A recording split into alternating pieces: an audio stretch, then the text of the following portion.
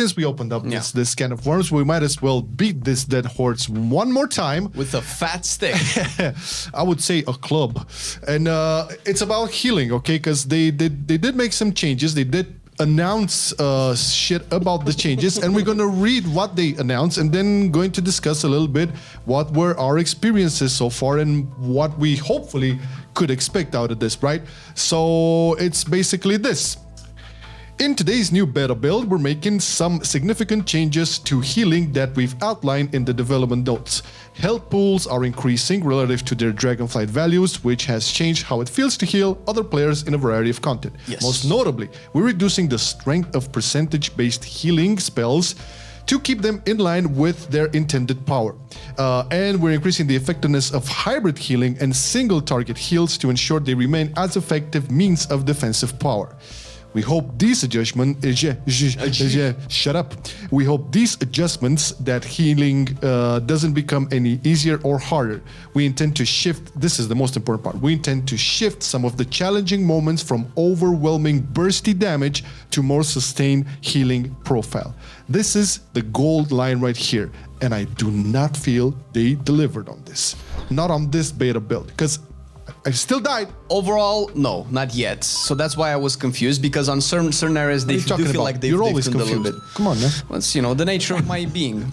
But on certain aspects of the dungeon, of certain fights, certain mechanics, they do feel like they've toned them down a little bit. Like, since they didn't post, usually they do like a patch notes where essentially, okay, this ability has been toned down by 20%, but this ability has been toned down by 20%. Like, we didn't see that. So if it's like just behind the scenes, great. But because they haven't done it across the board, it's terrible. Do you remember the first boss in Grim Battle? Yes. The big dragon. Yeah. Its ability to do a lot less damage now. The abilities that it does. Okay. I didn't get hit by the dragons, but I think somebody got hit and they didn't die. But I didn't feel those were that bad specifically. They used to that boss was okay, but the other bosses. So the dragon thing, like the I don't know, warlock or whatever it is that jumps on the dragon afterwards after you beat it. That was like with the elementals and stuff. That's a little bit rough when the boss does the curse on everybody with the heal absorb that you have to kind of dispel. Like if you don't have a lot of dispels, that's like a totally different kind of worms. But yeah, but again, it speaks volume to how they managed and balanced these damage profiles, because you cannot really decide on a damage profile just based on one instance. Okay, you can talk about the fact that some packs are okay and have a good time and it feels like, okay, it's more sustained healing than bursty. But then if you go back and you fight a boss and that philosophy completely gets blown away, you didn't really reach your objective. So if you're gonna make sustained healing all throughout, just make it all throughout, like with bosses as well. I don't feel they've hit that nail yet. No. It's very weird because they mention here percentage-based healing, hybrid healing, and they want to make sure that the power of single target healing is still effective. As a defense, yeah. Now, okay, but how would that translate into actually playing a healer moving forward? Because well, percentage healing makes sense because of the health pools are bigger now. You don't want. Yeah, I get that, but I don't know what hybrid healing is supposed to be referring to. I don't know probably if it's from Red Paladins. Yeah, from that's what we would use it for. Yeah. I don't know if they use it for the same thing because it has nothing to do necessarily with healers outside of just giving more power to the players and to put more agency to them in terms so they can be in charge of their survivability, which is. You know, what we have right now in Dragonfly, we're pretty much you're 80% in charge of your survivability with all of the defensive power and off heals. And they've nerfed that, they buffed it again, and now it seems that they're buffing it again. I guess I've only played a healer, so I don't really know.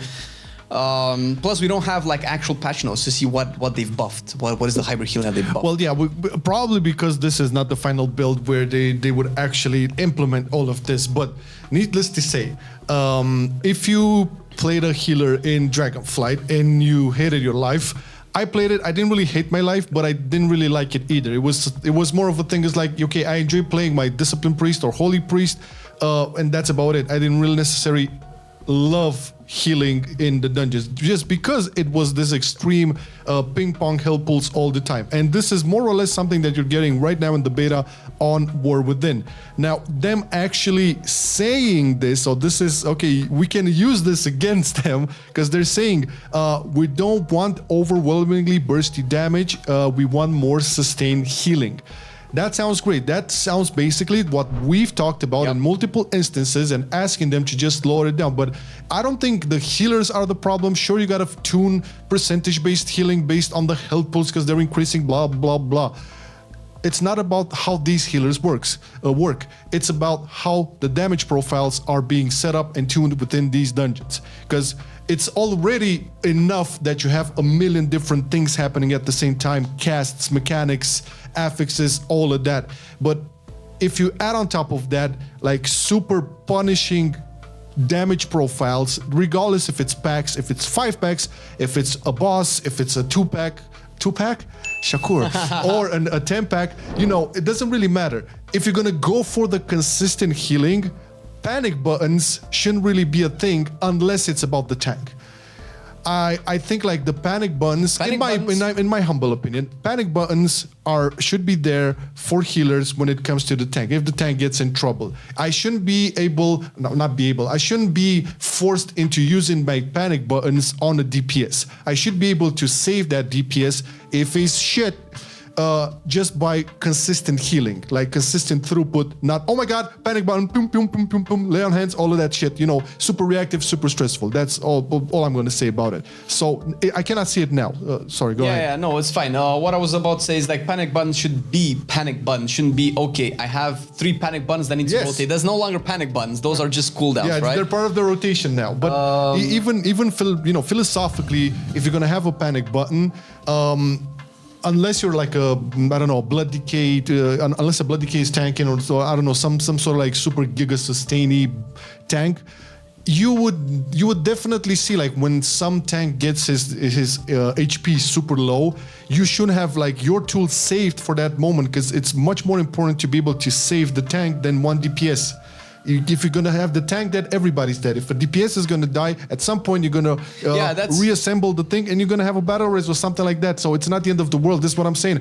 If you're gonna use that panic button, and as you do now in Dragonflight and currently in the beta for War Within as well, you won't have that button when it really counts. That's all I'm saying. Yeah, so there's also a different design issue that I feel like it is, and if you tank it, you know it. Whenever you tank and everybody's taking damage, and you're like, but I have aggro on everything. Whenever there's like mandatory damage towards the party, that has to be toned down a little bit, because if I am the tank and I pull a pack and there's like 3 casters in that just shoot my party and never shoot me, what's my purpose being there? Because I don't get to use, like, my defenses are just sitting there not being used because everybody else is just taking damage. So then we go back to like using the panic buttons for the DPS because that's just how it is. That's probably people are gonna like take this out of context and what I said, but realistically, if you play the healer, you know how bad you feel when you used a very big cooldown to save a DPS and the next second the tank died because you could have saved the tank but you used it on a DPS. I think for the long run, if you're gonna push a key, or not even necessarily push a key, but just finish it in time. Okay, so you want to grind out your gear, your dragon stones or whatever, cresty things. Yeah, whatever you want to do. So not pushing keys, but just your regular, every week pushing getting your keys done to get gear. Right. You want those in time, to get the proper rewards and get that gear. Now, if that is not being done in time because you've used basically your 2 or maybe 3 cooldowns on your DPS and not your tank, when there was a situation where the tank needed it and then you failed that key, well, everybody has a bad time. That's all I'm saying. I'm not saying, don't use panic buttons on DPS. Of course, you're going to use them if it's necessary. If you're going to have a blood decay, for example, tanking, you shouldn't really be in the situation where you would use a panic button sometimes, but it heals a lot. That's fair. Let's say you're gonna have a prot warrior or even a brewmaster monk, right? Like that stagger can go on for so long. At some point, you do have to get some heals, and a situation may occur where you staggered everything that you could. You're at half HP. and you know there's a big hit coming, like a very big hit, and you're probably on one defensive left. Now that would be a good situation where you, as a healer, would use some sort of panic button. Panic. Something like a dome. Pain suppression, hand of sacrifice, spirit link. There you go. Something major that could save that situation, could save that tank. So here's two things. One that I wanted to point out. One is that the increase in damage taken that we have from the mechanics make it harder to do cool fights, because we actually have a really cool fight that's made annoying just because of damage you take. Do you know I think is the second boss in City of Threads, where it's the two dudes and one SCP tank? Oh my god. If the abilities didn't hit as hard as they did, it would be a really cool fight. They zoom all around the place. You have to figure which one you have to go on. You have to soak one and get away and spread for the other one. That's like a cool dynamic. We used to have that boss in Antaurus. It's a fun boss on paper, but when everything takes about 50% of your HP away, it becomes a little bit chaotic. And let me tell you, healers are probably constipated after healing that for like 10 minutes. So they could do fun encounters like that if they wouldn't be so punishing, and if the DPS wouldn't just take giga damage, because you have the boss that's Nyx, which needs to be tanked. And the problem with that boss is that boss just dashes all over the place and leaves tank range. But it might dash to like a DPS, and then the tank is not there, and the DPS just gets one shot. Happened to me multiple times. That's just a little bit way too much, right? So that just needs to be addressed a little bit, because those fights are fun, but the damage intake is. And I wanted to say another thing, because I don't want it to feel like we're just throwing shade on the devs. Because one thing that's very different from Dragonflight is that they now at least have said it publicly. From Dragonflight development. Yeah, they said it publicly that they don't want the healing to be the way that the healing is in Dragonflight. Actually, they didn't really say anything about healing in Dragonflight. Nope. Outside of, we don't want healers to be able to burst a full heal up a party in like 2 seconds, and they keep nerfing healings, but the damage was still the same. Yeah. So at least they know what they're doing. The thing is, what we're trying to point out is to not let them off the leash, because the damage is still there. So there's either the situation that we're probably agreeing on, that's more likely that they're already having a build ahead of time with all of the damage already. We don't have to probably agree. We know for sure they always have. That it's already toned down there. Yeah. But since we don't have that, we don't know it's coming. We can assume probably on good grounds that it's coming. But if it's on the off chance that it's not, we really want to point this out as early as possible, so that we don't end up with this, oh, surprise, oh shit, we forgot to actually tone down the dungeons. So that's kind of like the whole thing. Yeah. Just to reiterate for folks who like don't know how Blizzard kind of works these builds and whatever.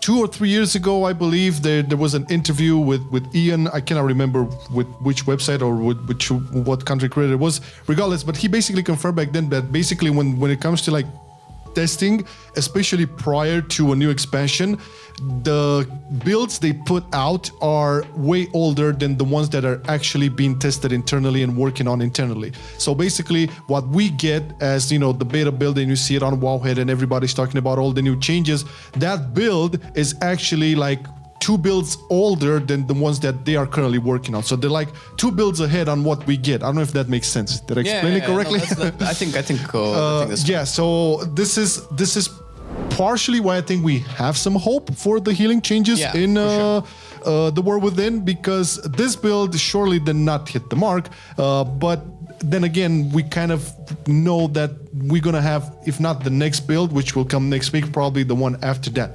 But we want to keep the iron hot so that they can keep striking it before it cools down in the wrong form. Yeah, well, we are getting like dangerously close to the pre-patch, and very dangerously close. Didn't Mr. Jim kind of assume that it's coming in like 2 weeks, or guess? Well, I mean, at this point, it's kind of clear. It's either going to come on the 30th or somewhere around that period of time, right? So it's very close, regardless. It's not going to be. The event is in 2 weeks. They already announced that season 4 is closing soon. We kind of we know some things are going to be announced at BlizzCon, at Gamescom, to probably wrap it all up because that's going to be the launch and stuff. Yeah, so Gamescom is like a day before the actual launch. Yeah, so this like, what are we going to do? You have the early release day, which is like 22nd of August, right? So when would the pre-patch be? It would have to be. It would have to be fairly. So I don't think they want to have a month of pre-patch, not anymore. So they're probably looking at maybe max 3-4 weeks. Yeah, max. well, if the pre-patch is confirmed or to hit on the 30th and the expansion launches on the 22nd early access. They have a lot of early access. I can tell you, it's basically. It's 3 weeks. Everybody's pretty much early. It's kind of 3 weeks, right? It's three weeks of pre-patch and 3 weeks and 2 days for non-early access people. So it's not really a month. And I would be surprised if they want to cool things before the first season launches. So I would imagine the first season is gonna come like what? Maybe a week or two after the expansion launches. How long did we have for? No. They announced the day when the season launches. It's somewhere in September. Well, it would have to be because it was announced. It was announced somewhere 7th of September or something like that. That's 2 weeks. Then. So something, yeah, they won't stay too long on it because they kind of know what is the time frame for people to like level up, to get ready, blah blah blah. All that jazz. But you don't want to keep people leveled up and not have anything to do. Yeah, especially when you launch a new expansion. Like that is the time where you want all of the retention you can grab. Specifically because it also kind of overlaps with the October, November, December period, which we know is kind of like the highlight, the peak of gaming activity and shopping and all of that. And you want as much interest in retention from the players as possible. So it's not going to take too long. Probably, as you said, it like max 2 weeks, and we're getting into season 1. And I cannot wait, to be honest. Is this the first expansion in 6 years where we won't have the race overlapping Christmas? Man, we said that last time, and they still did it. Yeah, that's what I mean, right? So this time, obviously, it's not going to happen. I mean, I would be surprised if we have like a 3-month race. That would be crazy. Nobody's going to love that. Yeah, we'll see. We'll see what happens. I'm not going to jinx anything. We'll see. If the season does launch on something like September the 7th or maybe the 14th, I don't know, then I doubt we're going to have any race to world first during Christmas. No, it's going to end before even October. They usually don't. I think they've broken apart Mythic Week, so Mythic won't release at the same time as Heroic anymore, right? So that means that there's going to be at least one extra week of Mythic. Although, to be fair, when Mythic released day 1, didn't the boys do like a week of Heroic anyway, splits and stuff to get their tier before they hopped in? So I think so. I don't know if that changes much. We'll see. When it comes to like the race to world first and all that, you can bet your ass will be all up on that. And, because we're going to have the wrap-up covering shit. It's going to be exciting times.